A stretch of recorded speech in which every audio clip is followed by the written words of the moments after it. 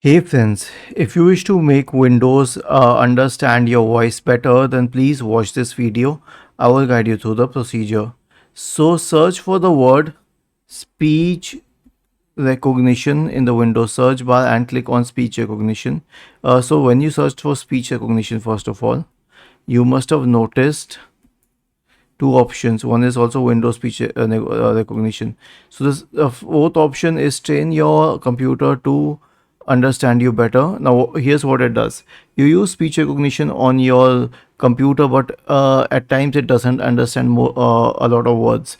Like in 25 to 30% cases it will lapse, but this will help it push to 95% accuracy. Now click on next, and now you are speaking to the computer, and you have to speak, I am speaking to my computer. Pause, resume. I am speaking to my computer, and it will keep on recording this.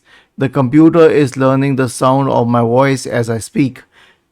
Okay, so this training will need a while. I mean, you can do it at your own accord, but I'm just telling you that you have to keep reading these texts. It will need up to 20 to 25 minutes. And once this is done, you can close this and restart your computer, and speech recognition will be better.